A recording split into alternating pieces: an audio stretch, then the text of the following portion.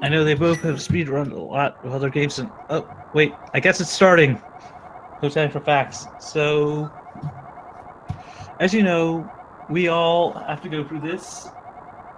You know, it's the escape sequence. We see Zelda basically contacting both Link and his uncle telepathically, saying, "Please help me, please help me, please help me. I'm in the lowest dungeon, and Aghanim is basically sacrificing maidens." Yeah, never a good thing to hear while you're sleeping.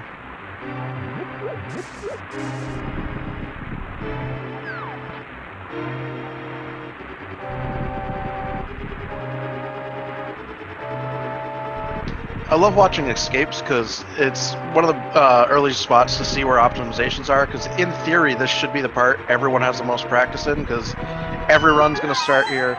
Every run that ends up going bad, you're going to end up going back to escape. So a lot of the times escape is the most crisp looking part, so it's nice, good to get an early feel on how close these guys are going to be. Very true. It's also a good way to feel out, how the run is going so far. I mean, no matter how good of a runner you are or how not so good, getting a feel for just the run in general. I mean, is it going to give you good RNG or bad RNG? Definitely, and lots of little stuff can change, just from the position of guards to your movements getting picked up on your controller, just how you're feeling. That's the fun part about races compared to doing straight runs, is if you start with a bad RNG, if you get bopped twice by guards on your way in a run, you can just reset. Here, it's going to be figuring out the best way to recover. Very true. Now, I won't go into all the details about how we optimize movements at all. It's pumping. Basically, we're matching certain directions to try to get an optimized, movement of Link's pixels. But I'm pretty sure there's a chat command to get further details on that one. So I'll leave it to someone in chat to, pass along that information.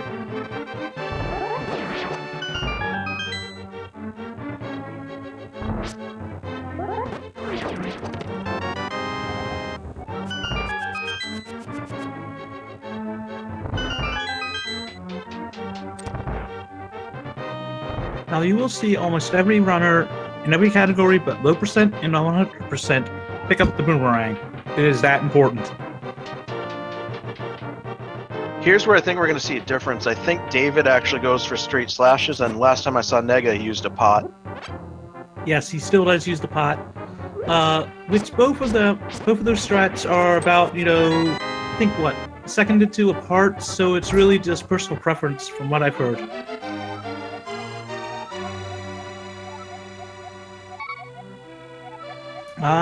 David's picked up Zelda, and negaZeus is going to pick up, just picked up Zelda as well. I always like to, think, okay, what Zelda's, actually thinking at this time. Like, he's, been imprisoned in cells, he's watched 6 other maidens get sacrificed, and all that stuff. So, she's probably got a few thoughts going for her head on that one. For sure, and hopefully we were the only, our Link was the only person she sent messages to, so she knew who was coming. But very true, very true. And so you see our runners, taking Zelda towards the mantle on the second floor behind the, in the throne room, to basically walk through the sewers to get her to the sanctuary.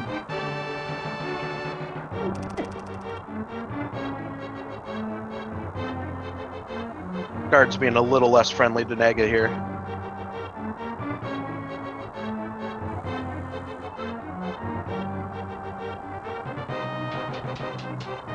Interesting and fun fact, if you actually clip into those pots down there, they will actually take you to Ganon.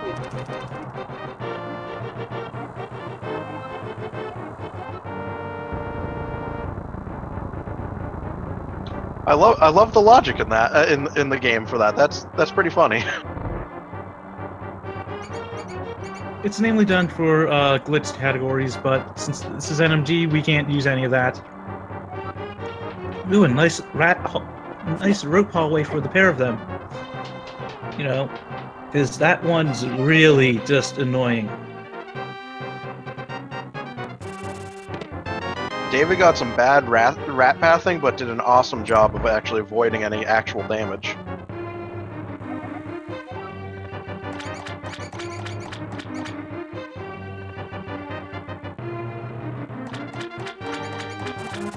Very true. Now we'll see them both collect the key. I know a few of them decide to boomerang it, and others just, you know, walk up and collect it.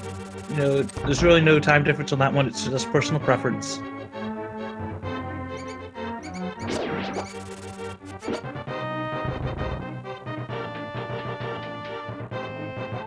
And so you'll see both runners skipping a Zelda text box here. If you walk forward there, she will tell you about needing to go over and pull this lever, you know, before she tells you how to pull the lever. Although, interesting note, if the rats hit you, they can knock you back and trigger that text box. Nothing worse than losing health and time.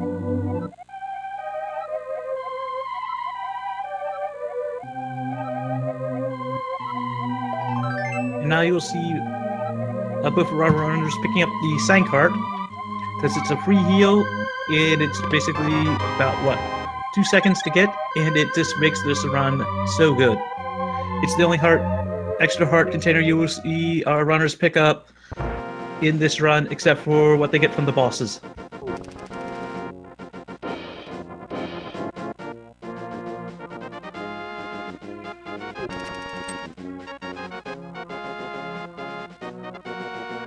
Now, this is pretty much the standard opening for almost every category, whether it be Master Sword, low percent, 100%, or NMG. Basically, get through the escape, go to Eastern Palace, beat Armos, and then get the boots. Because the run really doesn't start until you get the boots.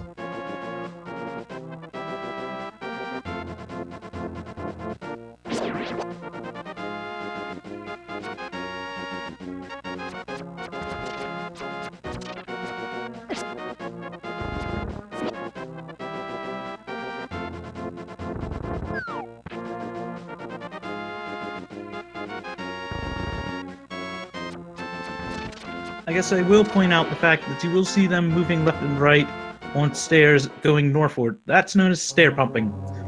Essentially, it's because it basically resets Link's, you know, movement per frame, because apparently Link gets a little winded after a couple steps, you know, so he doesn't move. And resetting that just helps. I'm gonna try that in real life and see if it helps me not get winded in a couple steps.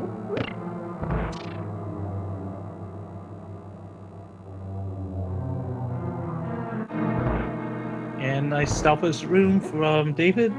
Basically, we just, you know, knock the Stalfos, you know, and knock them into basically other walls. Sorry, I'm explaining that horribly. Essentially, we just make them spawn on objects, so that way we get rid of a couple of them without having to kill them, and then we just use the pots on the remaining 2. And that's why might have noticed that Nega had to kill one extra than David did, because his spawn was just a pixel off, so it actually spawned the 3rd one.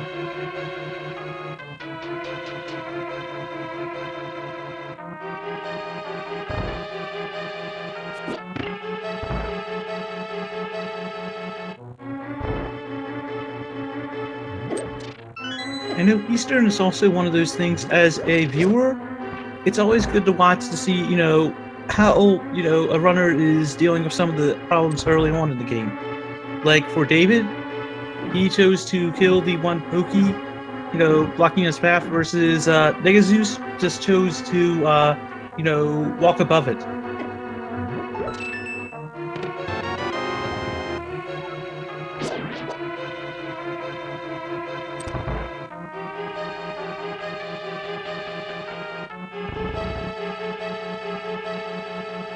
And David's got the bow, and on to Armos, as Zeus will be picking up his bow momentarily. Armos is one of my favorite bosses, just remembering from a kid how tough he was, and then watching these runners just absolutely absolutely make a mockery of what I did when I was a kid. It's so fun. Agreed. I still remember just straight up attacking him with the sword and using a spin attack and just wondering why the heck is it taking so long. Nice cannonball rune RNG for David. Will Zeus get the same?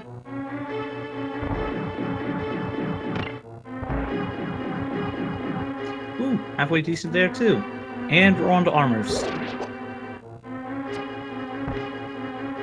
David opting for the classic, upper right corner, which is the most favorite of most runners, though he does miss the quick kill on the last Armos, which is basically you can damage it before he changes color and gets a free health refill.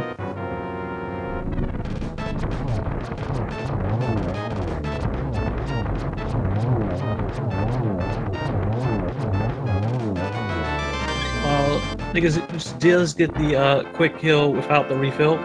Now that both of our runners have got the green pendant, they're on their way to Salasrala to basically show him we have the Pendant of Courage. He'll tell us about the Master Sword, how the 6 maidens are descendants of the sages, and then basically take off his shoes and give them to us.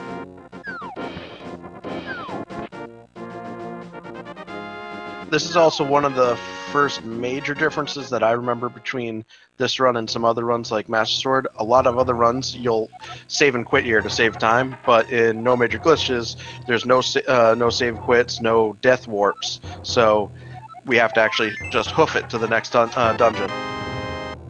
True. Looks like negaZeus is opting to rob Salasrala's back cabinet, which is a guaranteed 100 rupees and 3 bombs. Which I know a lot of runners, choose this. I'm guessing David's going to be going for the pull treat later on. Which we'll explain, a little later if we need to.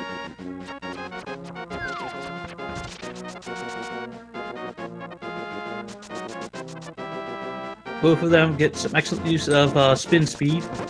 Basically, holding on a sword charge and then, releasing it, at the same time as you press the dash button gives you super speed if you touch a set of stairs.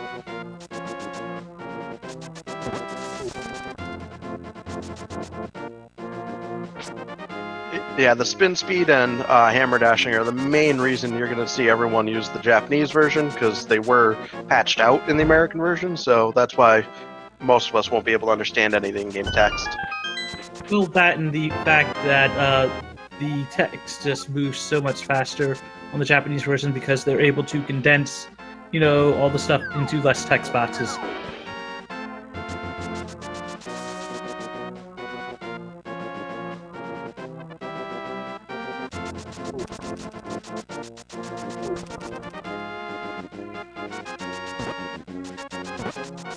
But for our runners using the Medora to pray to the gods, and the gods are opening up Desert Palace for them.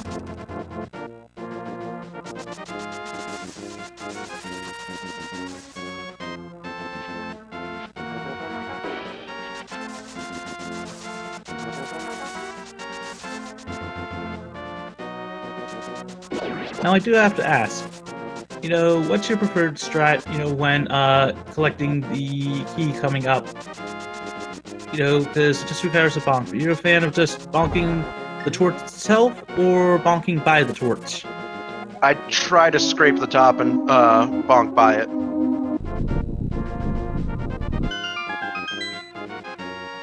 The keyword is try, because it usually goes poorly and I usually get it wrong. But I usually try to bonk by it.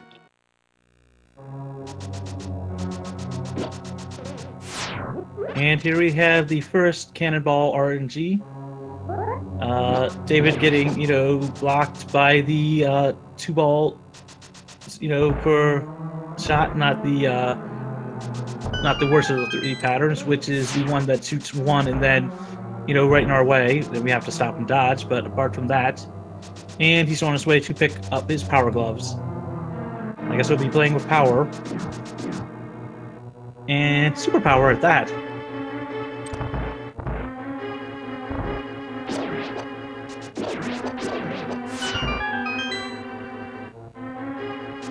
Let's see, negaZeus gets about the same RNG. So that's nice for both of them. Nega gets a slightly better RNG on the way out.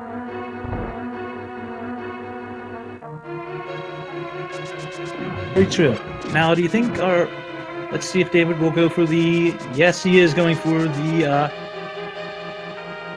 hardest spin speed in the game. It's not so much hard, it's the most punishing.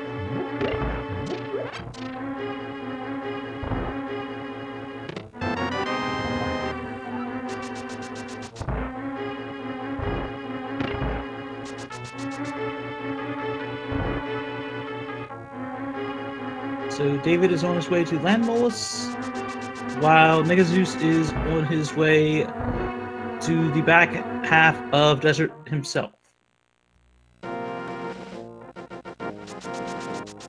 Now, one interesting note that you will see between our two runners is you will see David just straight up use arrows, while since negaZeus has bombs, he will most likely use bombs on top of arrows to make the Landmolus fight a bit easier.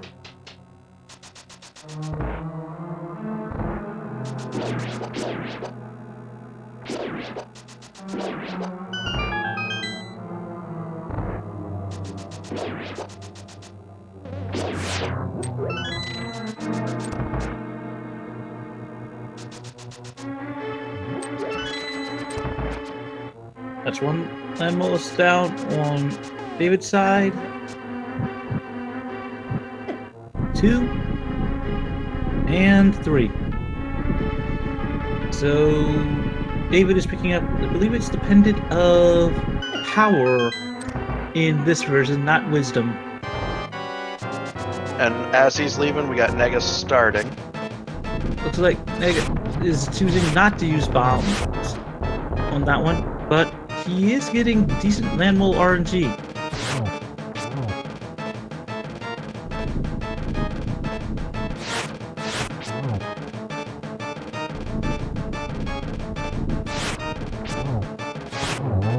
There's negaZeus' second Landmole down.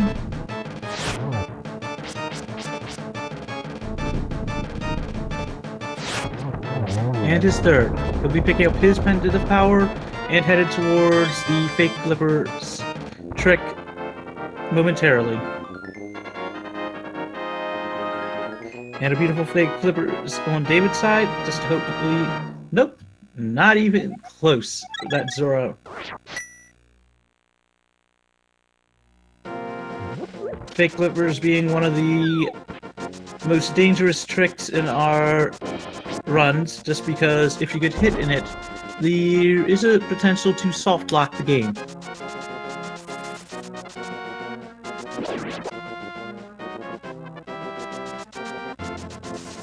Let's see how Nega does. David was able to get it on the first try.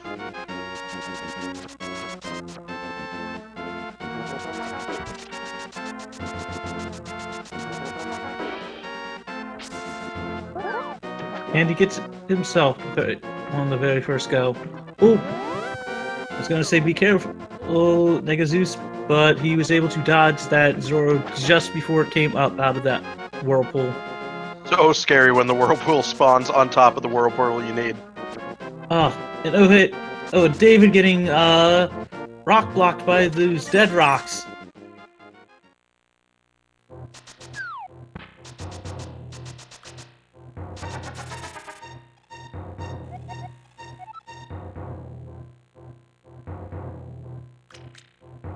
Someone asking in chat whether or not it would be faster to save and quit to the sank. It would be if this was NMG save and quit. But since this is no save and quit, you cannot save and quit to the sanctuary. Ooh, and we got a bunny sighting on David's side. Now that he's got the mirror, you know, he's entering the portal to the Dark World and becoming the bunny in order to get to Hera.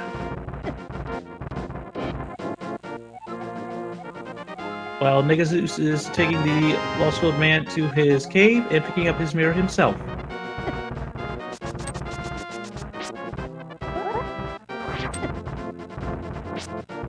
Oh, that unfortunate rock to the face. Yeah, I still prefer the actual nickname a lot of runners have given it, which is basically the cabbage. So, I don't know if David's going to go for the quote-unquote, coffee break strats, or whatever you would call the fact of using the iframes for, and it looks like he isn't.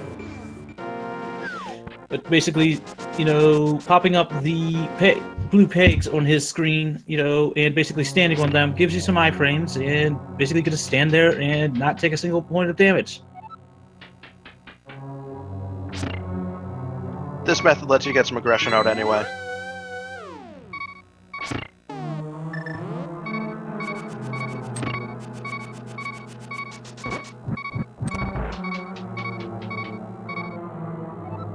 Very true. David gets his 4 torches lit and is picking up his big key and headed up to get his moon pearl and take it and come across Trolldorn. So on negaZeus' side, he's got to be careful. He's down to 1 heart, and no runner really wants to die in a tile room because it's a straight up minute time loss. Nice boomerang use on negaZeus' side. Although I do know that some runners do prefer, if they're that low on health, to straight up take a death after collecting the big key, just because it's a free health refill. And David lining up for the bomb jump, and he gets it. Oh no, he misses. Oh, that bomb jump's so punishing because it's a 2-floor drop. True, but it is a lot easier, to get once, I mean, it's one of the reasons why we use the boots. It extends the, chances for it, but... And hey, you got a high 5.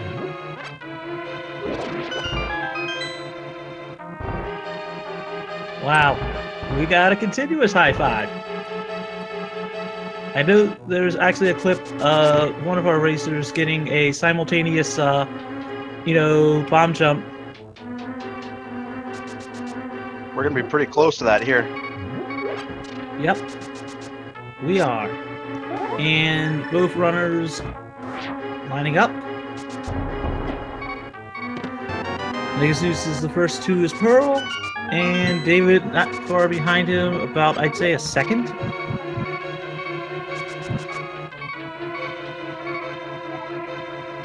Now, Nega did leave the safety pillars down here so we could grab these hearts.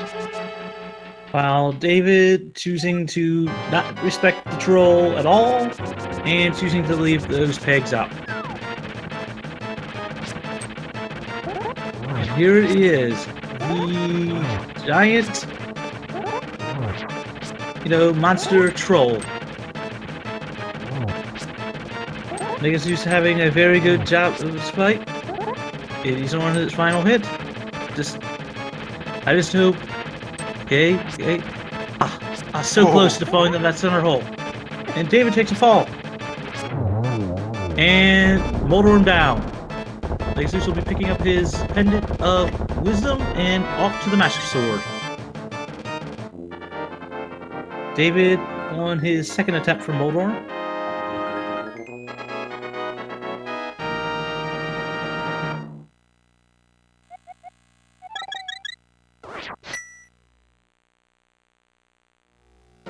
Great recovery by David so far.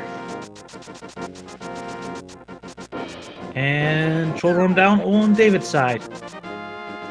So both of our runners will be headed towards the Lost Woods. And I guess honestly, I'd say it's the ruins of the Temple of Time to pull the Master Sword, but I'm no master on the Zelda timeline.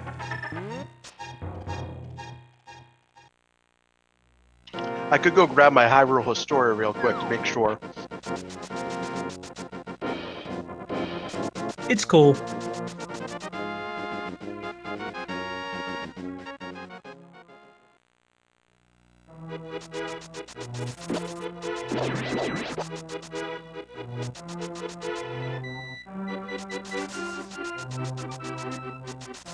Now, since David does not have the money for the world's most extortionist monkey, you will see him be pulling 2 trees coming up. Basically, they are using them to manipulate the prize pool for those trees. Essentially, killing 4 enemies with at least taking damage will get you 20 bucks. Killing 4 enemies and not taking damage gets you 80. So basically, they pull the first one to reset that to be able to pick it, to be able to get the 80 rupees on top of the rupees they've already got to pay for Kiki. And the vulture almost put a dampen on those plans. I know that feeling. And both of them opting to not walk up to the sword to pull it. A little known trick that a lot of us figured out, a lot of us learned a couple days back, thanks to Blunt Bunny's theory task on that one. Basically, using the practice ROM to show what the best possible things are, for each thing optimally that a human could pull off.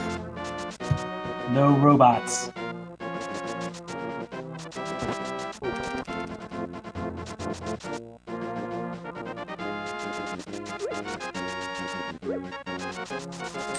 Good. David's out of the danger zone to have his count interrupted. And you'll see him pick up his 80 rupees and off to Aghanim.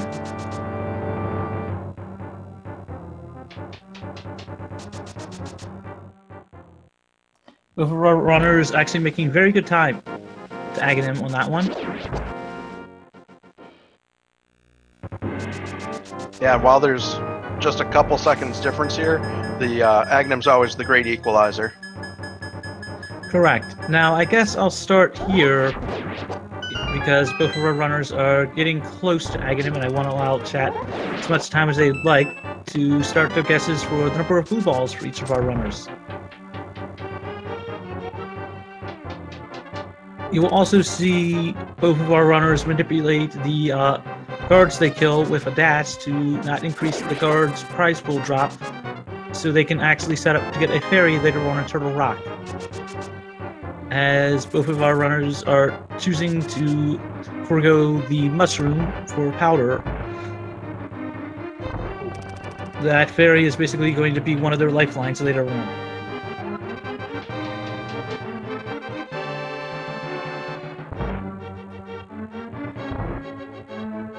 So I'll ask you, what do you think the number of blue balls will be for our runners?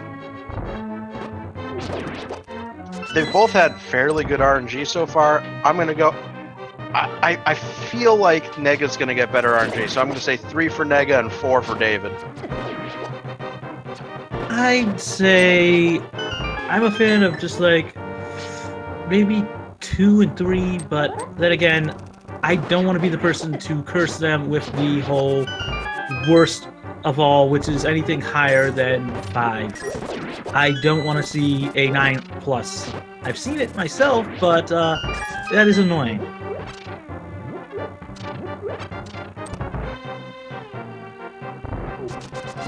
We have Chad accounting for David being behind a bit and Aga wanting to even the score. I like that thought process. True. Though I do know that it's at least after, I think it's 2 or 3 blue balls, it does add at least 12 seconds due to the lightning. I wonder though, you think they actually recycled the animation for the lightning between Aghanim and Vitreous? I mean, it looks like the same type of lightning. Either that, or is Vitreous one of Aghanim's eyes? The lightning looks almost identical. I'm willing to bet that it is.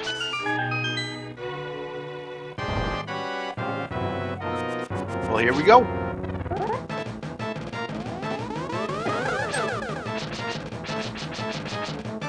and Nega missing his first hit accidentally, but one blue ball for Nega. Chat, you're welcome to keep count along with us. 2.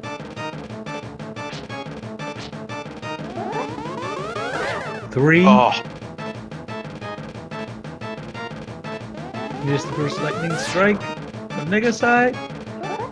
On David's side, 1. Non-blue ball. 1 hit for Nega. 1 hit. Okay, 1 blue ball on David's side.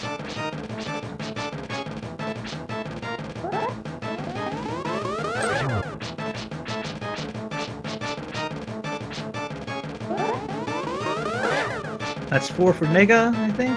Maybe 5. I've lost count on that one. Though David is having excellent agate RNG. Caster curse. I know. So, even with that 1 miss, David's still looking like maybe a... Oh, no, there was his first one. There's a second. I think if he hadn't missed it, was that his 5th or 6th on that one that he missed? I think that was 5.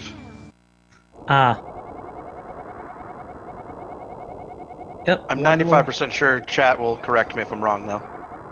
Yes, I think both of them got like 4 or 5 blue balls. Yep, and they're both down.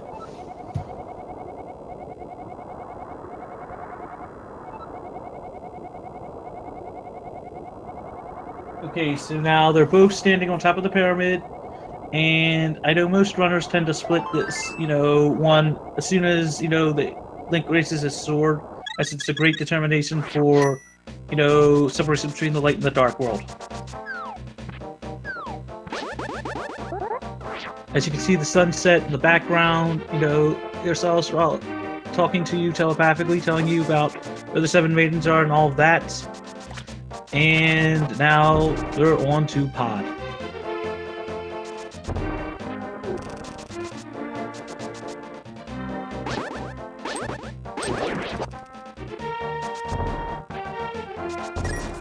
And David gets a 5 rupee. And Nega gets a 5 rupee drop to bring his total up to his magical number. He was basically 1 short, and we all know that feeling. Just kill every enemy you can until you can get the 1 rupee. And our monkey friend is not forgiving. He will not let you pay him Tuesday for a dungeon open today. Very true. Though I do have to say, one of the nicest things that Boomerang is useful for is stunning an enemy to get 1 rupee, because any stunned enemy will drop at least 1 green rupee.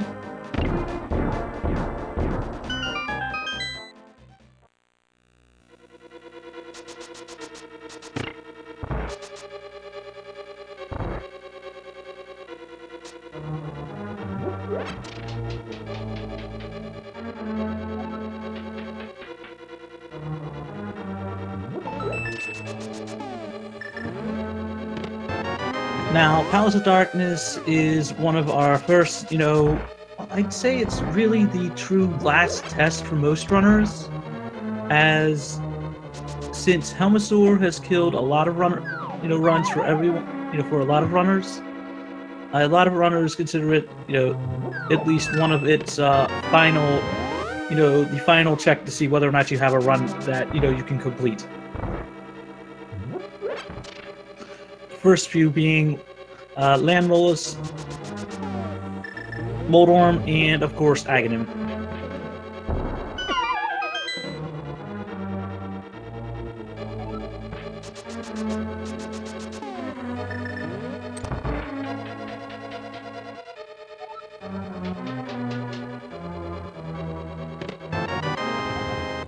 So I do have to ask you, what do you think about, what you've seen so far? I'm really impressed by both these guys, not only because they're way better than me, but because from the few rate runs I've seen from both these guys, they're both executing as good as I've seen them, and pretty much keeping right on pace from everything I've seen from them so far, so doesn't seem to be too many race jitters going on. Very, very true. And now you'll see negaZeus first to get to the hammer jump, with David not far behind him.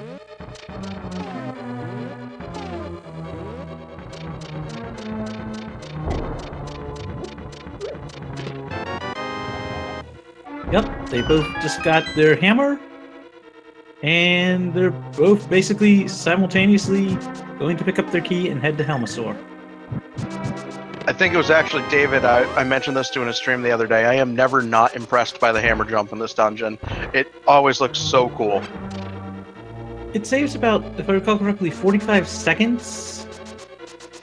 But, yeah, I think it's 45 seconds, which is a really big time save.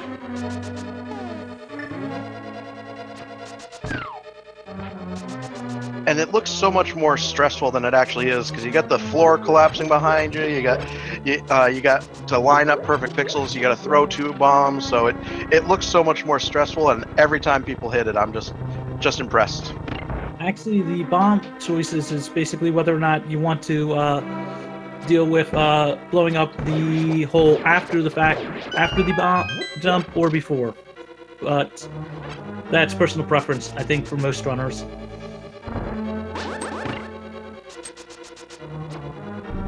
Someone in chat pointing out that it's more than 45 seconds of a time save. I can state, obviously, it does feel like more than 45 seconds. I agree with you on that one.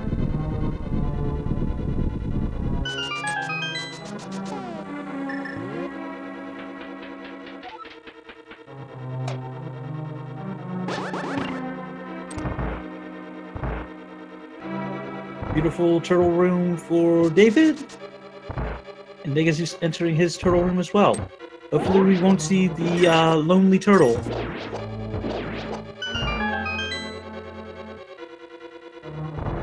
Nope, no lonely turtle sightings today. Lonely turtle, of course, is referring to that one turtle that sometimes randomly appears in the last room before the warp to the hallway to Helmasaur. Helmasaur's mask, of course, taking 17 hits to get knocked out. Though I know the developers really probably wanted you to use bombs as 4 bombs, and Helmasaur down on David's side.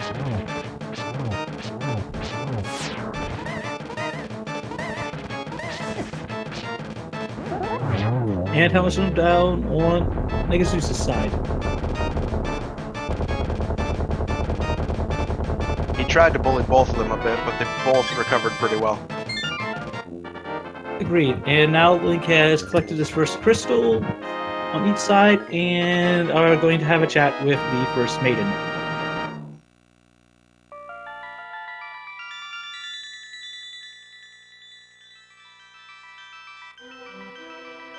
If you listen closely in the background, you'll hear a series staple introduced in this game of Zelda's Lullaby.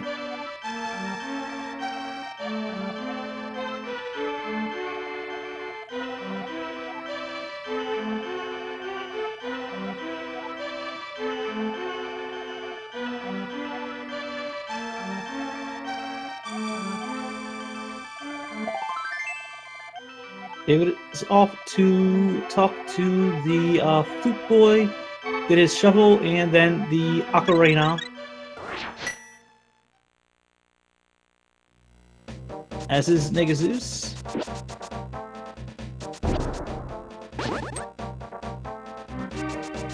David having a little bit of a problem with the pokies. Sorry, not pokies. Popos.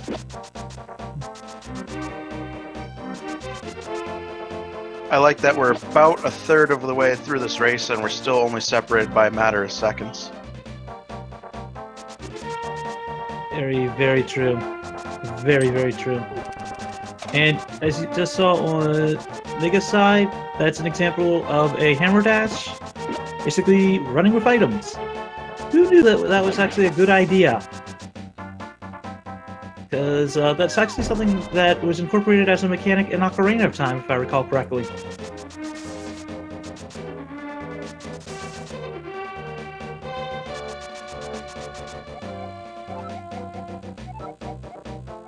David digging up his flute, and Nega will be doing that in a handful of seconds as well.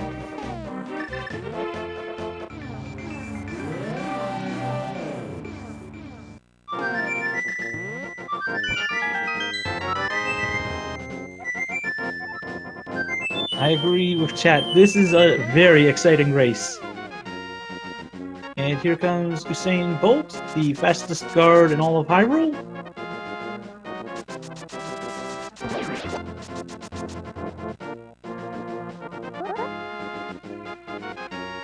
And David is waking up the duck. I still find it comical how you find out about this in, you know, when you're playing this game casually. You're required to think about powdering a Kaku to turn into a human to have them tell you about the duck.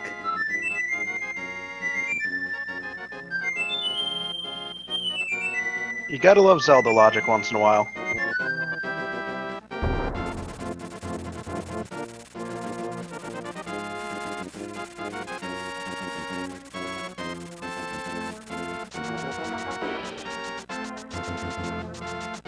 We got some free apples on David's side.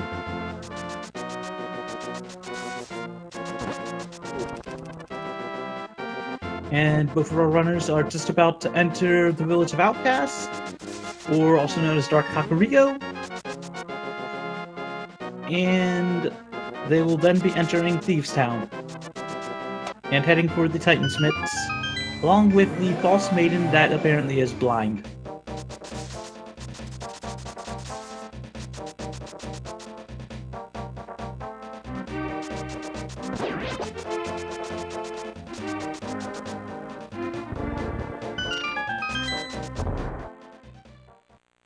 David gets the into Thieves Town first, but Nega is right on his heels. This is the dungeon that always makes me nervous when I try to run, because I still get destroyed by blind almost every time, so this is still way too close for anyone to be comfortable.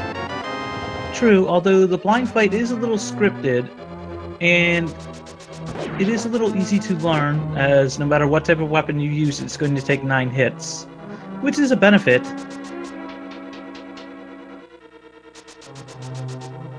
Now, David coming up to the, what is known affectionately in both the randomizer and the NMG community known as the Hellway. Will he get the God Pixel? He's getting some bad RNG there. I think he was on it, but I think the RNG, caused it. And Nega, does he? No. Though he does get some better RNG in that hallway.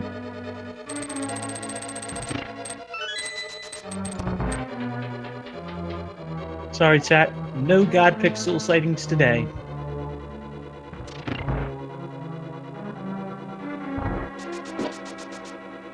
David bombing open the floor to let the sunlight rain in.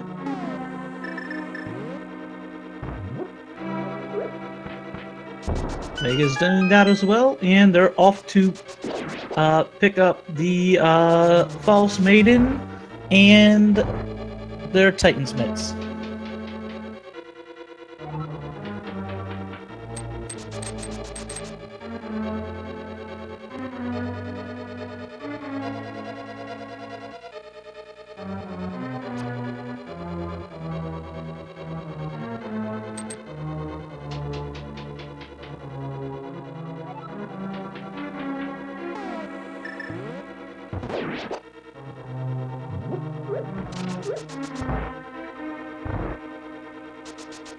Still seconds apart.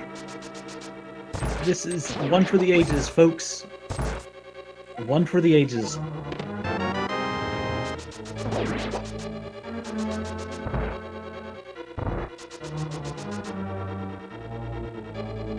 David's the first to pick up his Titansmiths.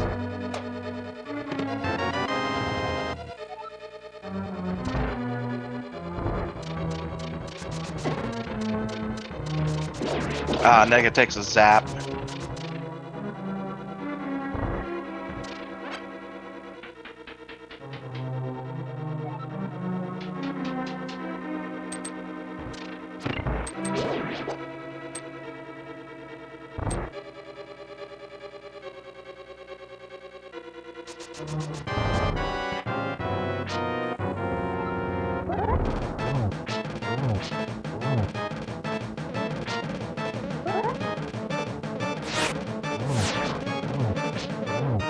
Great clear on David's side. Nega's trying to match it.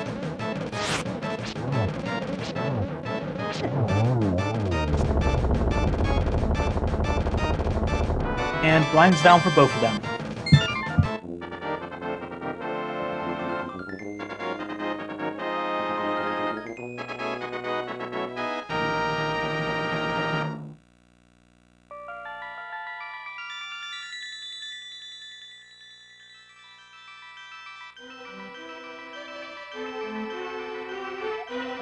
Here you will see the second of our rescued maidens, fourth chronologically, according to the game's numbers.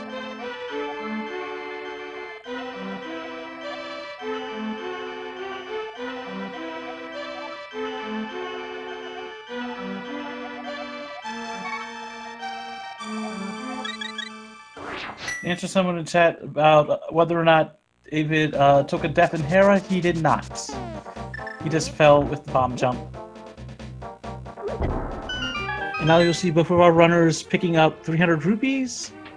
This is, of course, to help pay for the finger webs coming up from the giant fish. Just timing when both of them left the dungeon, it is still literally only a 10-second difference.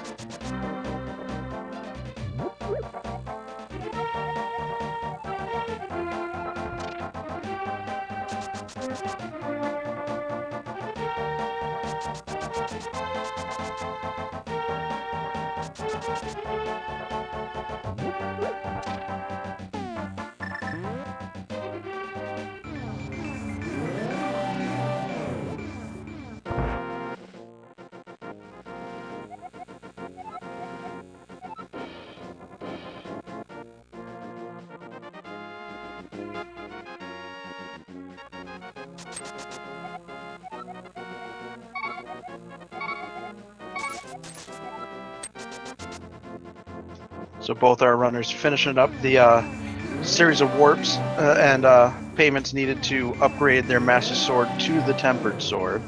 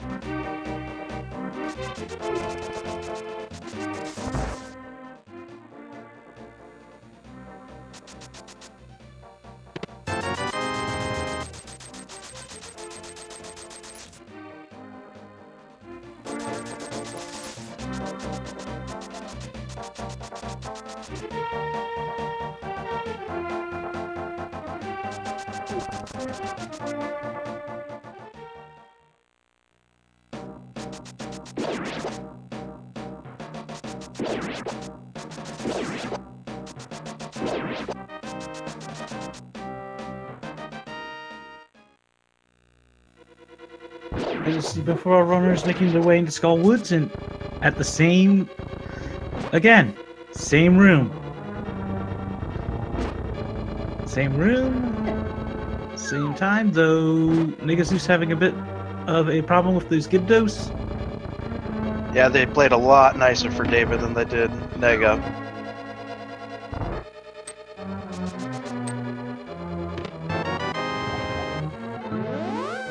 But they both pick up their big key and are going for the fire rod. No issues on this bomb jump for David.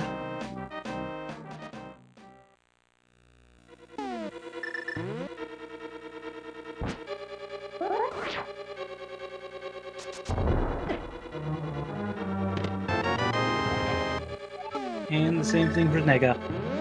so they're both headed towards the giant moth that loves spikes.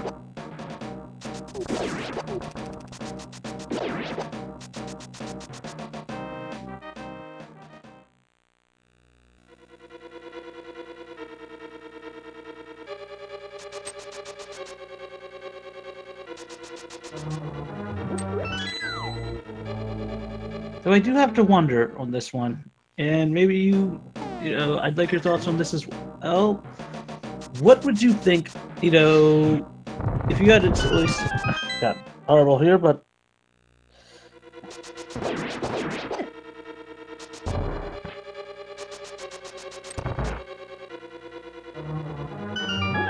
sorry folks, lost my train of thought on that one. No worries. Both of our runners have to be a little careful as they are both going into the fight with 4 hearts. And those spikes really don't play nice. They both also... and Muffula down on David's side. Gets through only one hit. Yeah, I was just about to say that both runners need to be careful because using a spin attack on Muffula won't damage him, nor attacking him into the spikes won't damage him either.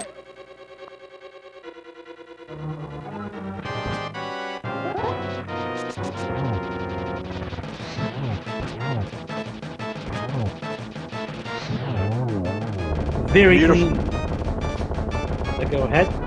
I was just about to say the same thing to you. Very beautiful clear by Nega there. No damage, and was able to get the hits in nice and quick. Correct.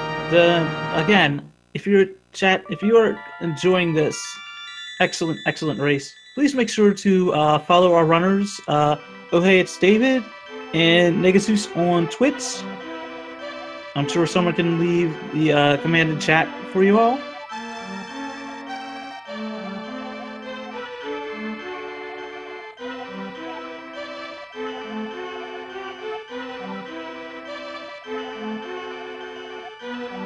Someone in chat with the exact same thought all of us have when we discover that spin attacks don't hurt Mothula. Well, hey, the developers apparently never thought you would actually have the golden sword when getting to Mothula. But apparently, they coded it so that the gold sword does the same damage as a spike.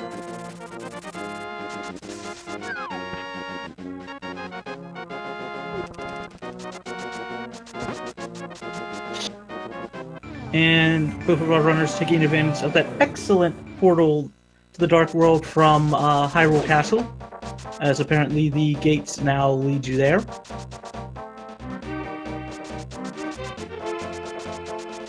And now you will see everybody's favorite fish. I guess he actually is a catfish, but I'm not sure. I know there's a whole episode of the game theorist explaining exactly how this fish is related to Japanese folklore, but I don't understand it myself.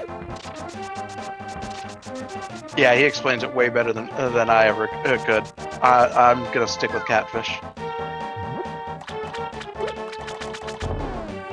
And both of our runners getting the bonk strats.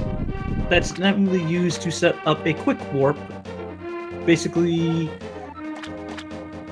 the mirror takes less time to transition between worlds. And now we're at the Zora, who's basically like, why are you here? Oh, you want flippers? Give me 500 rupees. And even then, they are, basically rupees. Not rupees. They are flippers. God, I'm losing my train of thought here. So, I'll shut up for now. I love the economy in this game, by the way. You need some stuff to swim? 500 rupees. Oh, you want to almost double the power of your sword? 10 bucks. Agreed.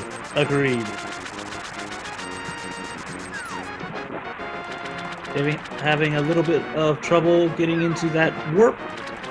but he eventually does, and he's off to Ice Palace. The most infamous dungeon in this game.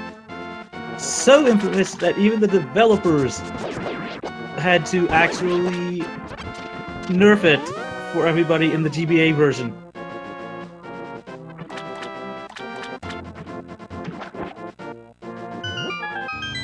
I just consider this the beginning of a long line of water temples being annoying in Zelda games. Agreed there. Though apparently they did nerf, the water temple in the remake for Ocarina of Time too. So Nintendo's got a habit of nerfing, water temples.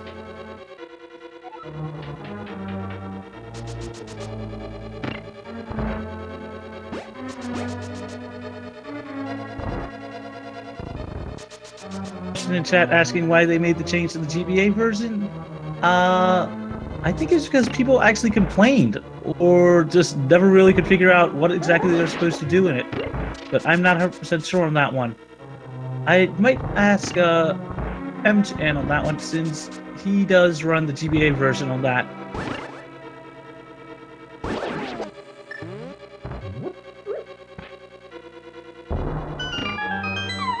So we get our Ice Palace bomb jump here, and this one is one that can be a little tricky to learn, but is nicely done. Is one of the most beneficial. Not only that, it basically sequence breaks the entire dungeon and makes it so much easier. I almost wish Nintendo would actually just place a bomb here, stand here, here's how you skip this entire dungeon. Then again, shoutouts to the original player's guide. They basically tell you, hey, you could always go get the Cane of Samaria to make this dungeon easier.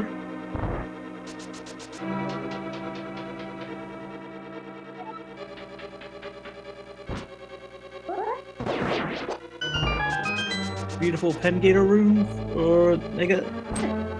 And David's on his way to Cold Stare. The giant ice cream cone, not ice cream, the giant frozen snowball. The cotton candy. There's so many nicknames for a lot of these bosses that I'm not even going to try to list them all. I think almost everyone was probably called each of these bosses something different when we were kids. True. And David getting the quick melting with the fire rod. And a beautiful Cold Stare fight from David. Let's see how Nega handles it. Takes a hit, but he's got to be careful. Oh no. Oh no.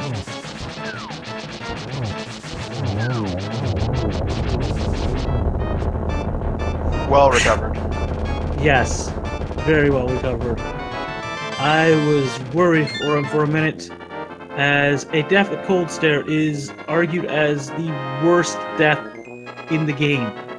As you're out of magic, you've got an entire dungeon to traverse, and really, you'd have to go back, all the way. I forget who it was in one of the earlier races, but I do know someone actually did manage to take a death there, and was able to actually recover, but it is a huge time loss.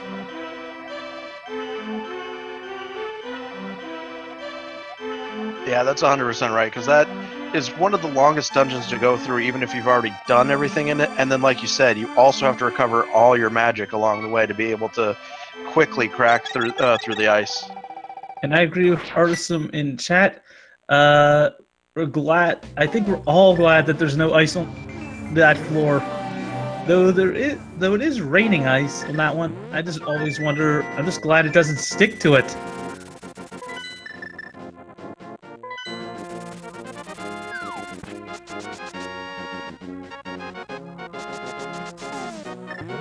David just about to enter the dam, and here you'll see him magically erase a block with the mirror.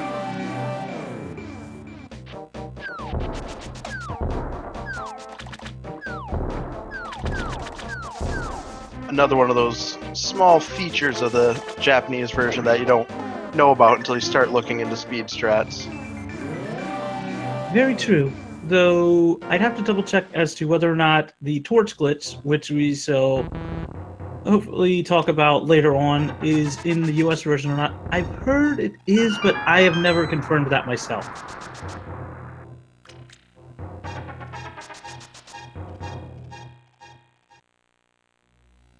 Definitely a good question. I might have to fire up the SNES Classic later. Yeah. The only reason why I've heard rumors of it is thanks to a plan though that someone made using the US ROM, that one, which apparently did have the torch glitch, but I'd have to confirm that.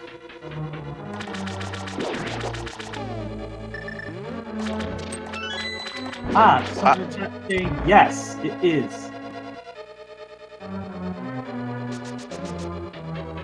Wow, that's very good to know.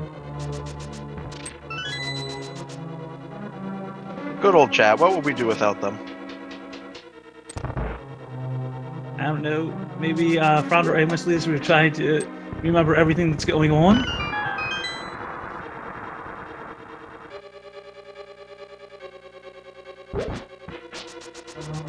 And thank you, Speedo, for letting us know.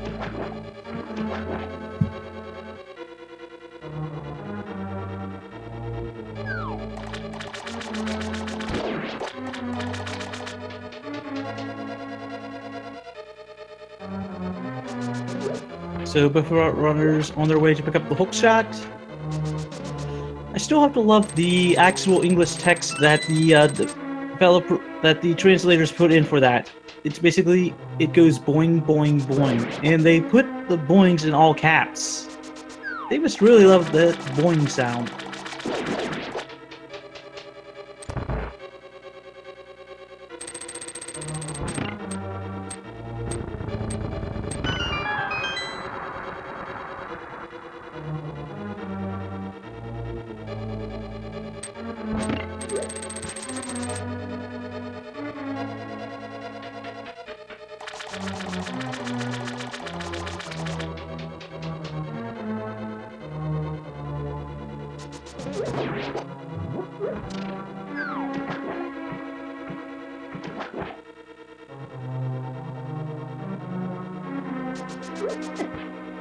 Now, normally the developers intended this to be the second of the Dark World dungeons, but us runners are like, nah. So when we get to the boss, we will have a more powerful sword, more health, and we should be able, and both of our runners should be able to take down this boss very easily.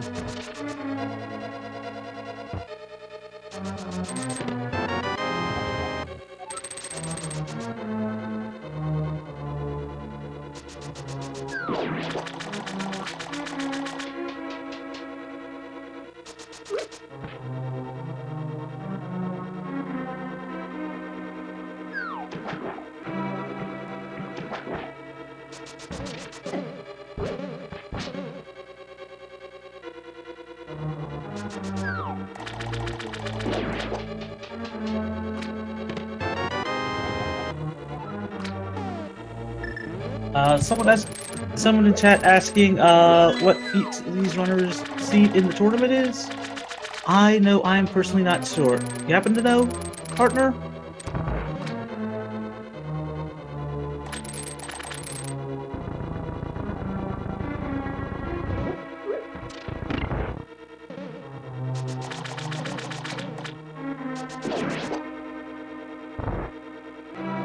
Greenham letting us all know that David's 56 and negaZeus is 66. So, as stated before, 4 minutes separate each of our runners is PBs, so this one really is a coin flip.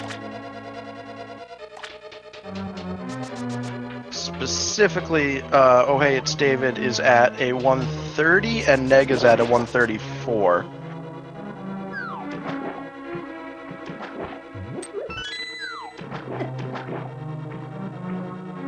So So David entering Argus now.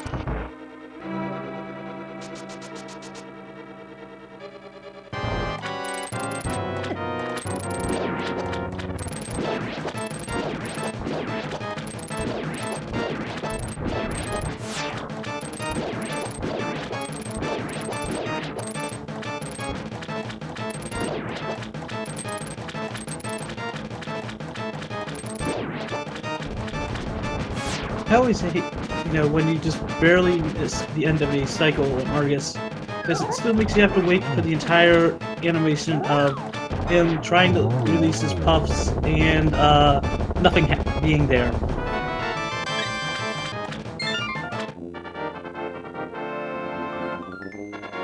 Then he always seems to play keep away with that one last one. And according to chat, they both PV'd since their current times. So apparently David has a 129 now. Nice. Getting that coveted sub 90 minute, run for this game. Both of them talking to the most long-winded maiden in the game. As she just keeps wanting to talk and talk and talk.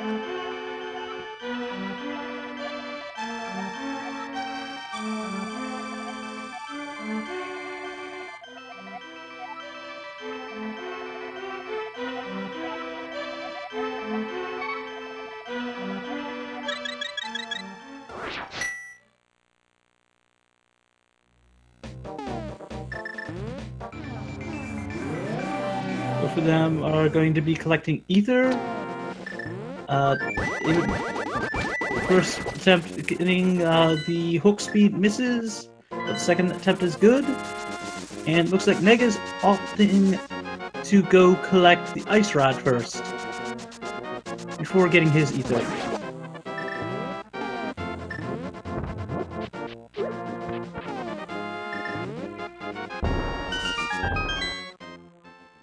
I love that we're an hour in and this is the first time that we've had any sort of sequence break or different scenery on both sides of the screen. Very, very true. David praying to the gods, racing the Master Sword, and collecting his ether. And Nega is on his way to do the same thing.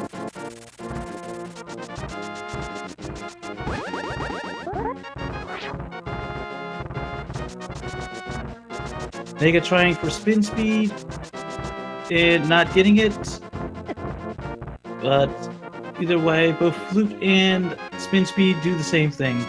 So, sorry, not flute. Flute and hook speed. Ugh. Can't talk sometimes.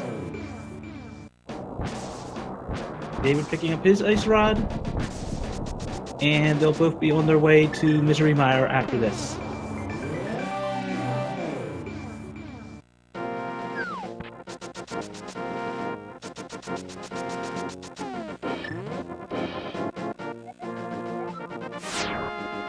Misery Mire is going to be interesting because Nega did take a death in his first race at Vitreous, but in his post-match interview he said that he was happy about it because he got some advice from the other casters and actually learned a new strategy. So it'll be interesting to see if he picks that up. Now will we see the famous bird toss? As I know a lot of runners don't like that bird that's following Link. Let's see. negaZeus uses it to kill it, and David releases the crowd with the bird toss.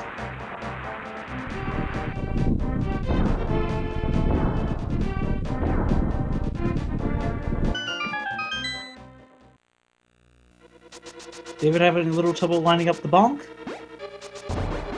Nega, getting it real easy. They're both on to the first Wizrobe and Popo room of Mire.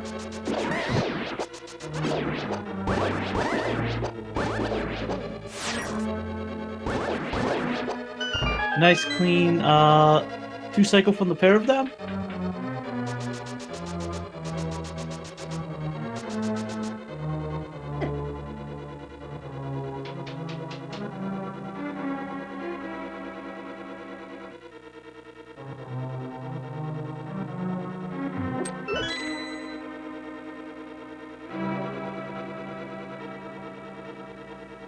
before our runners coming up on the longest cutscene in the game.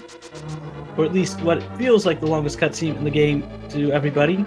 The Torch Room in Mire.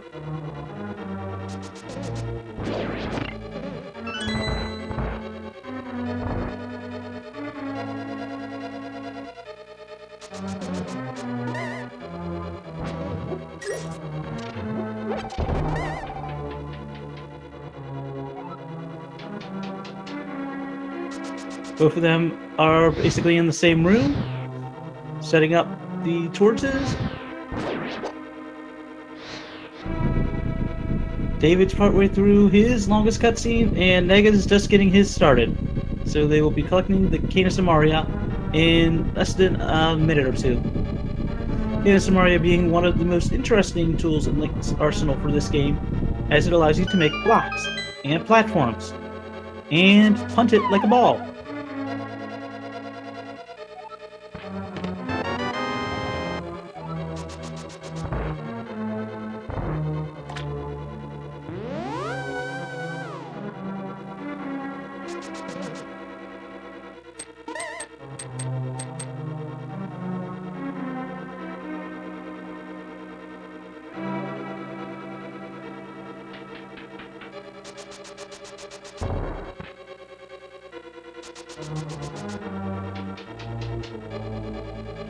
David picking up his Cane of Samaria, and Nega should be collecting it in about 10 seconds, maybe?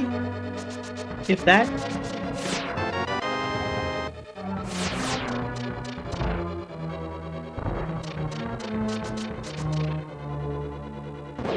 Every time something goes really well on David's screen and I feel like he's going to pull away, Nega nails almost the exact same thing and just is keeping this so close. Agreed. Agreed. Now remember, chat, if you're liking this, race, please remember to follow our runners and also to check out the tournament schedule for upcoming matches as well. And also make sure to follow Speed Gaming, all 5 Speed Gaming networks. That's right, there's also a Speed Gaming 5 as well.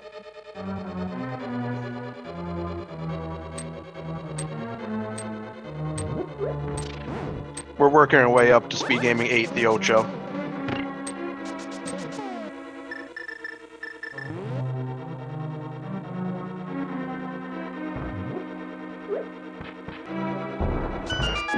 Looks like David will be the first into Vitreous. But negaZeus is right on his heels. This is going to come down to Ganon's Tower, Trinex, and the pig fight.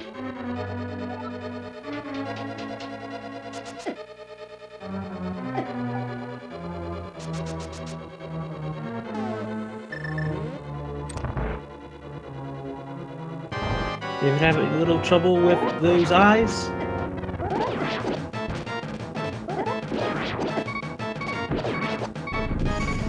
Nega making quick work of the eyes as well. 8 shots to the giant eyeball. And again, so close. So close. Very well done by both guys. It's just amazing how close both sides of the screen are right now.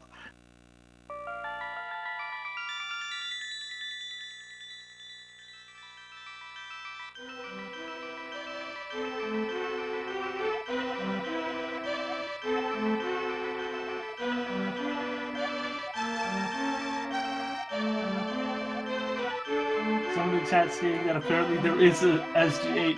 Hasn't created him yet, but apparently he's got him reserved. Shoutouts again to Fiesel and the entirety of the Speed Gaming, staff.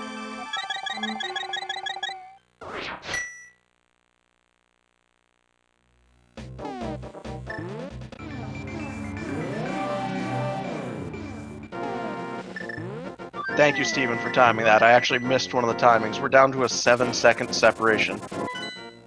David getting rock blocked, which is allowing Nega to suddenly, get back in this one. Wow. a lead change of what? 7 seconds now again? With Nega taking over? I swear, this is so close. I mean, how often do you see hour and 15-minute lead changes with neither side doing anything necessarily wrong? Just basically having a dead rock in your path.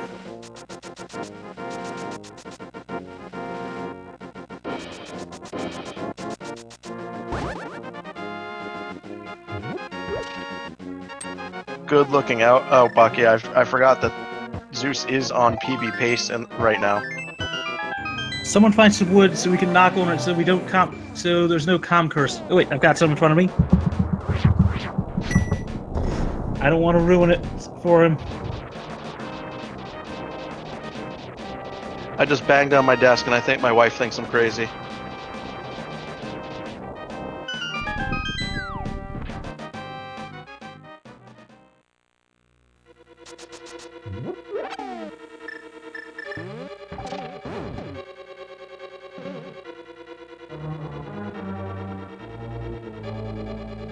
Both of them are entering Turtle Rock. This is so exciting. I know if I were in their shoes right now, the last thing I would want would be to have the other person stream up and see how close it is, because these nerves would kill me. I agree 100%. I agree 100%.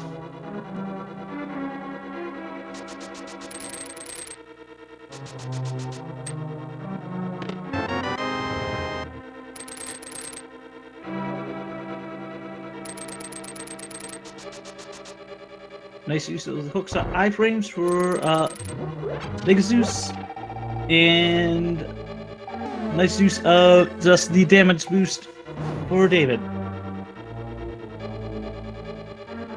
David doesn't need a hook shot, he just man modes through those rollers. Agreed.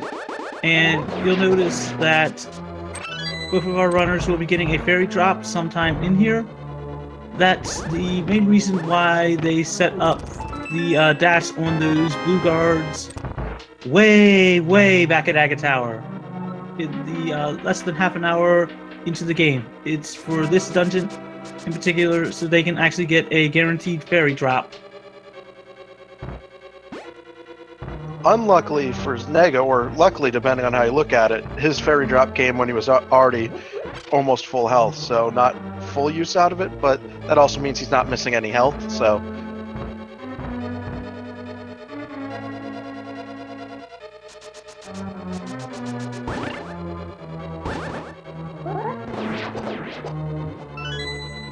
And Nega getting bunny beamed, I know that's been that's something, that we all have to deal with in this room.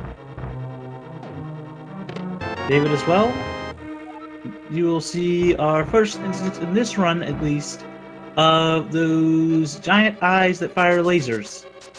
Now, there's several throughout the dungeon, but this is the first time we encounter them in the route.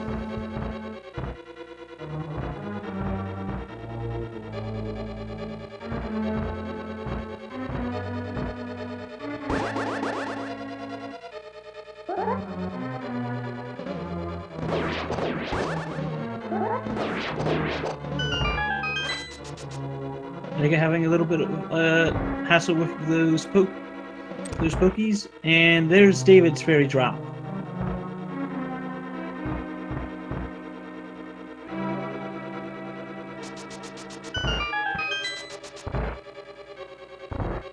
It's still neck and neck in anybody's game.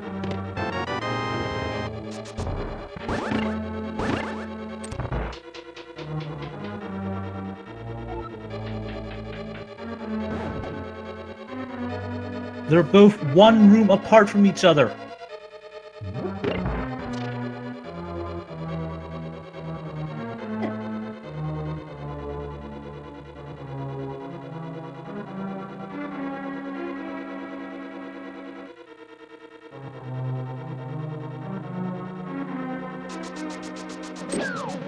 This is it, folks. It's just about to come down to Trinex.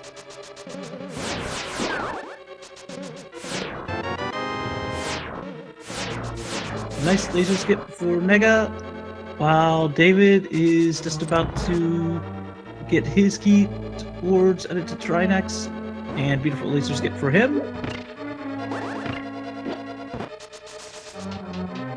And again, exactly when one side does something perfect, so I think he'll gain some headway.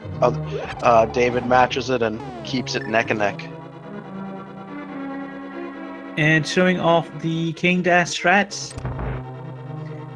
Basically, item dashing with the Canis Maria.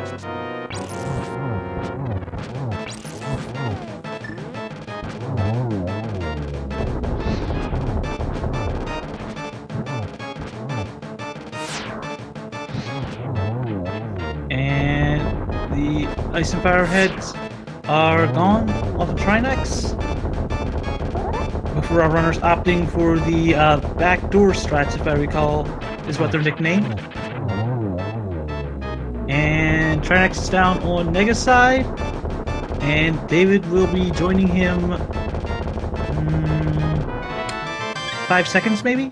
Nope, they're dead. He's dead as well. And now we've picked up our 7th Infernal Crystal, Princess Zelda herself. So let's all, if there's a Zelda emote in chat, make sure to spam it, or let's all say hi to Zelda.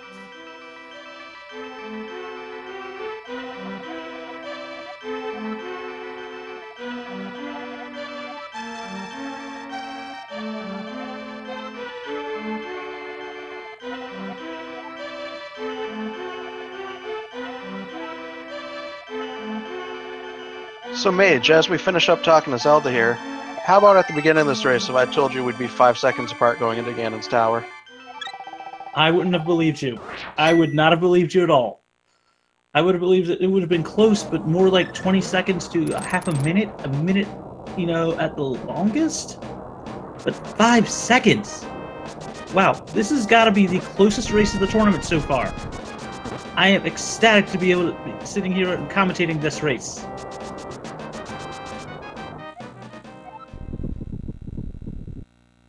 And now Zelda and the other 6 maidens opening the tower on Nega's side, and David as well on that one, getting the maidens to open the tower.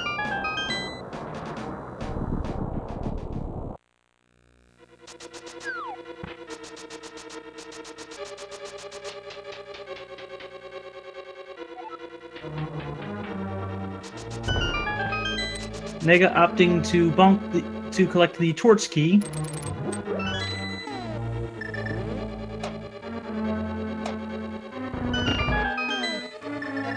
And David opting to bypass it.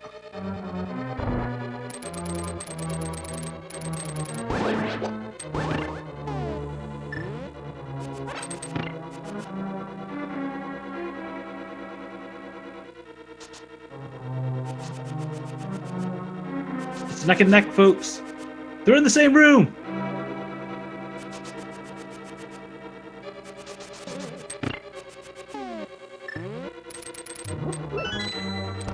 Nega having a bit of a problem getting the crystal switch, which has given David the chance to take the lead again.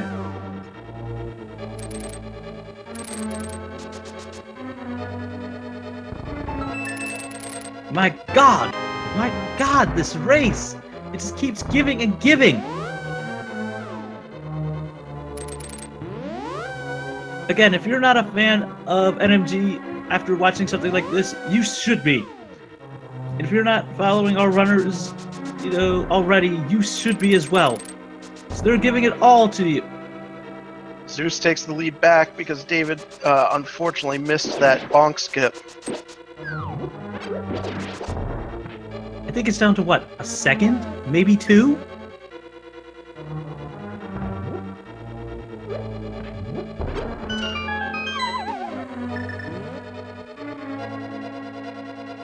Oh my God, they've caught up. If it's a second at that.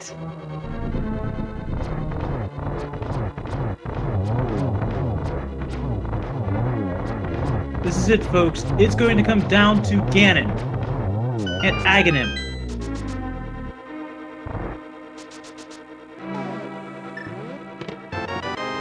They're both low on arrows. but there's 10 arrows right there, so they're both caught up on that. Going into the upstairs of Ganon's tower.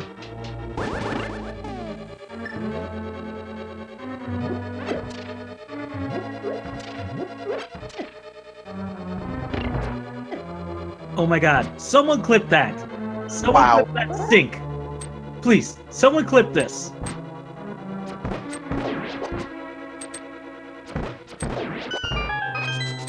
And David's taking the lead again by a second to 2.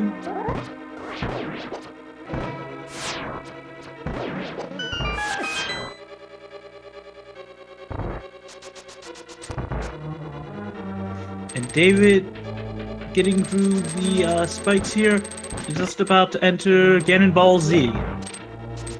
The hallway that has 37 different patterns and is really hard to actually get through.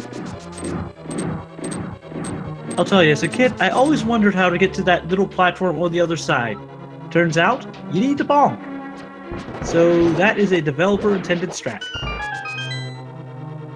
And they're both working their way through the gauntlet.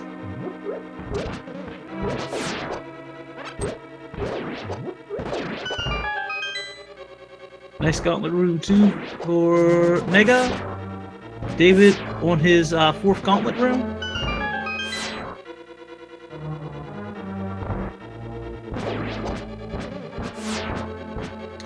David is on his 2nd refight for Land Molus.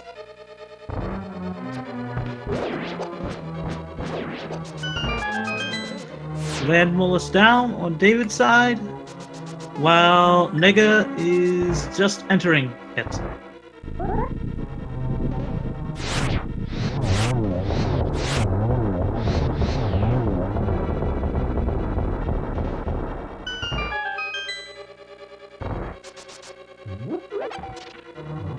Again, my god, this run! This race! What do you think the chances are Aghanim gives the exact same RNG like the first time?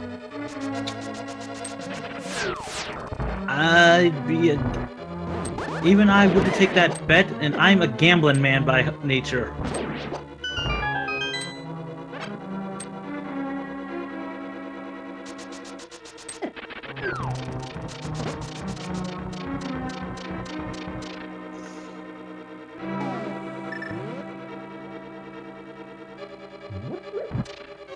I can tell Nega is literally getting nervous. He's making, so few, so he's probably got to be nervous because he is so close to a PB.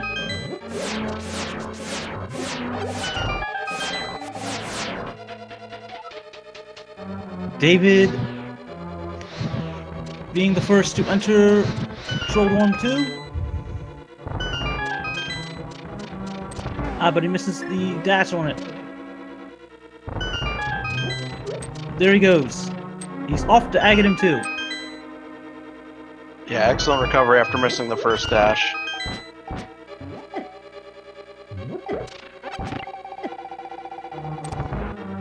Nega having a little bit of a problem in that room. And here is the second hellway of the game. Ice, mini Helmosaurs, spikes, and bumpers.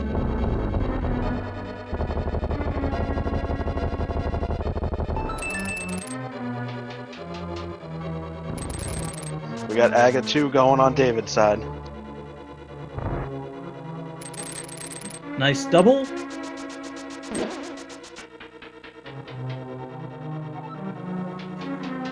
One hit for the second round. 5. And 6. Aga down on David's side. That's a triple on Nega's side. No, I think it's a double. But David's off to the pig.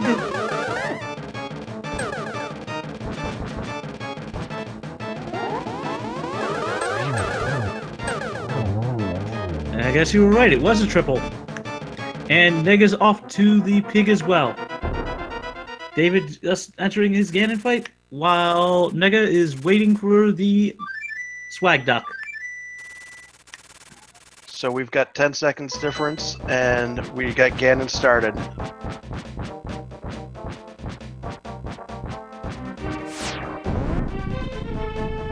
Do you happen to have the Speed Racing TV race up? I actually did not.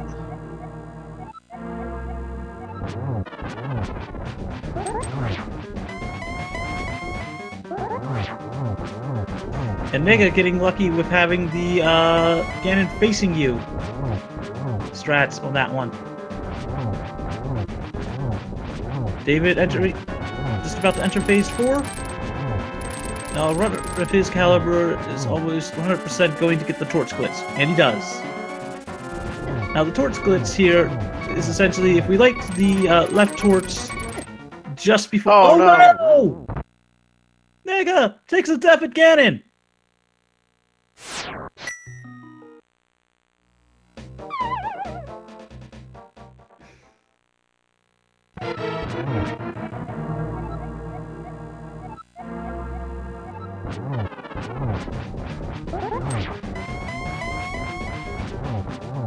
You can tell the nerves are getting to Nega. You can straight up tell them. Must be so nervous. And let's get our GGs in chat for OhHeyItsDavid, the winner of this race.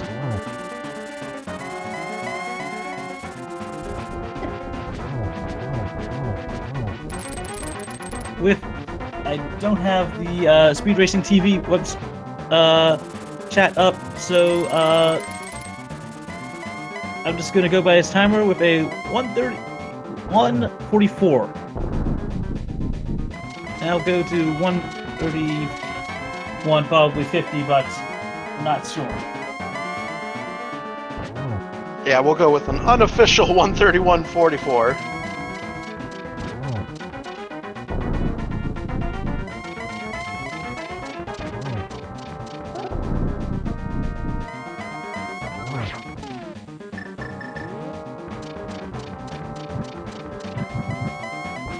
And Nega getting his torch glitch as well. 1, 2. I don't know about you, but I'm a fan of counting out these hits for this type of close race. 3, 4, 5, 6. Half the fight, half of phase 4 done.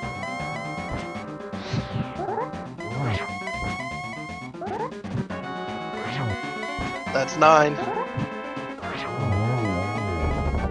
GG! Get your GGs out for negaZeus and for this race in general. Yes, and congratulations for him on his new PB!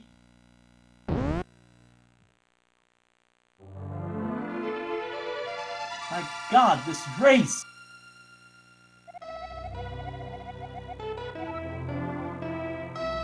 Excellent job on both sides. This race was a nail biter. Yes. Do you want to see about getting our racers into the booth for a post-race interview? I see David in the green room. Let me see if I can get him.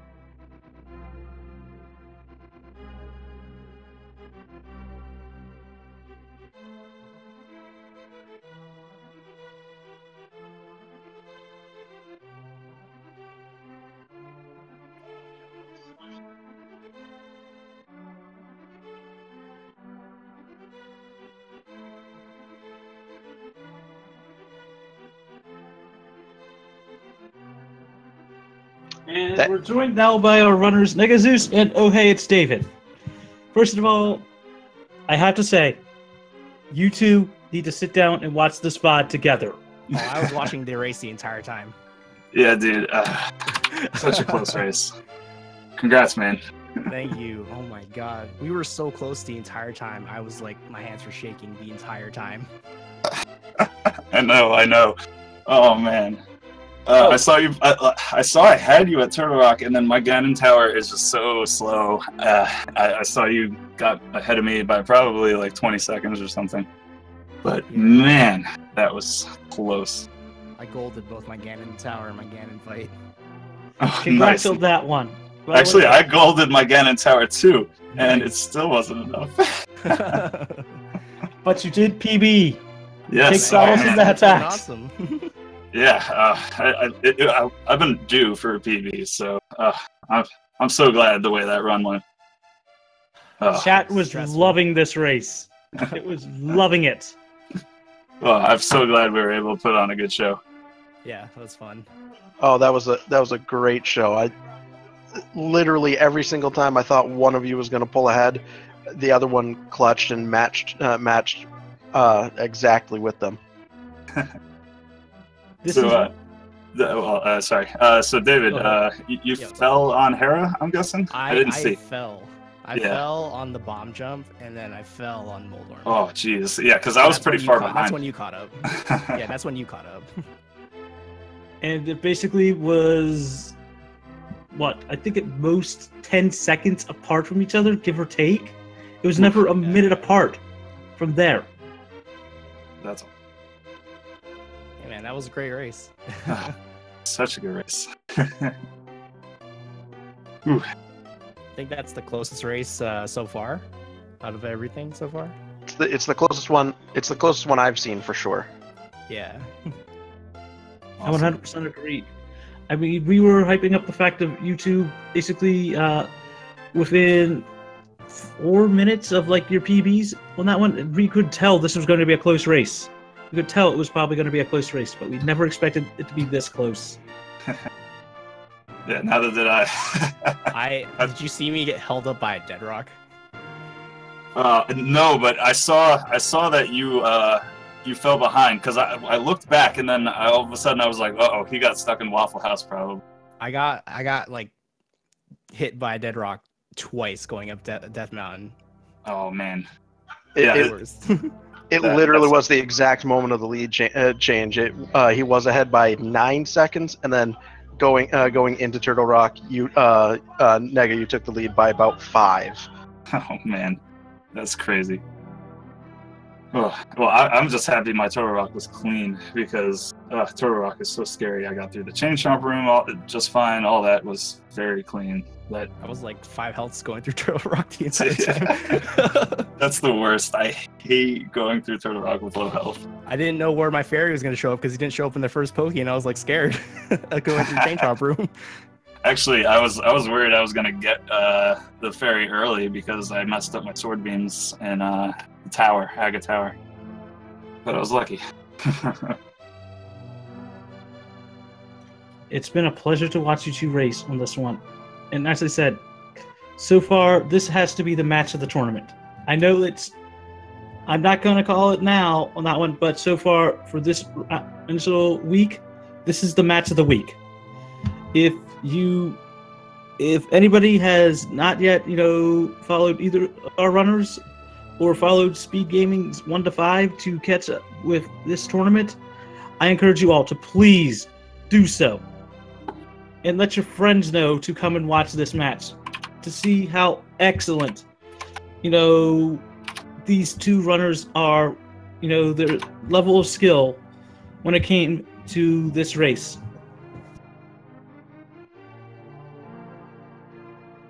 Thanks, man. Really appreciate the. Yeah, I'm gonna have to rewatch this. I have to commentary. see this VOD now because you guys are hyping it up so much. Yeah, I want to watch with commentary because I had sound off. So it literally, the fact that both of you did this deathless. Well, is even better. Yeah, Ganon does that to all of us. Oh man, I didn't get the the quick cycles, so like I tried to get out of there quick, and of course that kills me. I should just play it the way I'm used to, but no, my safe strats always kill you for some reason. I had like the craziest Ganon fight because that was like the cleanest Ganon fight I've ever done in a long time. Nice. And actually, the funny thing is, after I died to Ganon, then I got like I got 3 hits on him like every time at the end, and I never did that. Man. Your second Ganon fight was so clean. After you took that first first death to him, it just seemed like you weren't refusing to take any more. Yeah, no, this is ending now. Yeah, I'm done. Agreed. As I said, there were lots of places where we just hope chat managed to clip just how close you two were and how clean your execution was for the actual parts of that. I mean, you two literally going into Mimics 1, you two were less than a second apart. Man. I'm fairly certain you both walked through the door to Mimic 1 at the exact same moment. Crazy. This came down to who got, the lag frames on that one. But yes, it was that close in Ganon's Tower. Nice. Yeah, and like a few different people in chat have said, this match was so close that there are many people that wanted to go to bed about half hour, 45 minutes ago and could not turn the stream off. Yeah, I know, we had to be the late stream. No, it's just this race was that good. As I said, you two need to get together, sit down, and watch this VOD together. Because it is that good. It literally just shows exactly how good, how much, practice with NMG you both have, and how much, you both care about this game. But yeah, thank you guys so much for that. Thanks for the effort you put in, and thanks for putting on a good show for us. Yeah, no problem. Thanks for commentating. Yeah, thanks so much for commentating, and all the restreamers and everybody watching. Thanks so much. It was honestly a pleasure. We're the last race for today, right? Or is there one still going? Hold on a minute. I will pull up the schedule for the tournament and check.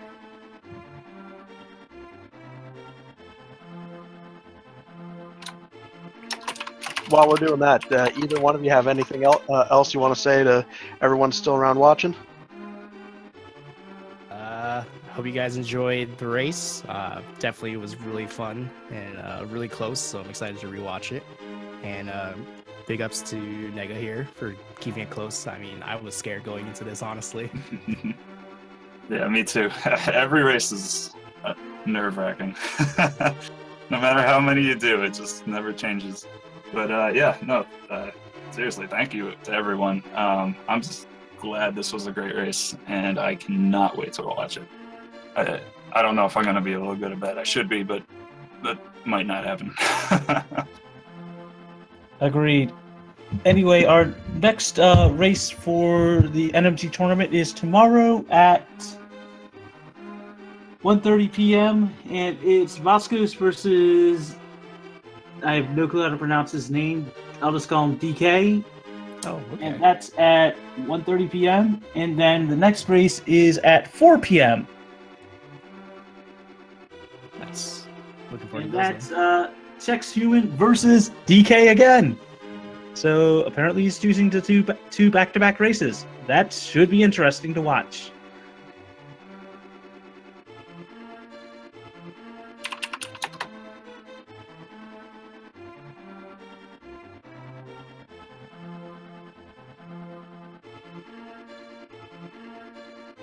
So again, for our runners, everybody, that is for the tournament staff, everybody at Speed Gaming, this is Magus 1 and Almighty Bobino. saying goodnight. Hope you enjoyed it, and until the Master Sword is needed to be raised again, have a good evening. Good night, everybody. Thank you so much, everyone. Go follow negaZeus and OhHeyItsDavid. They deserve it.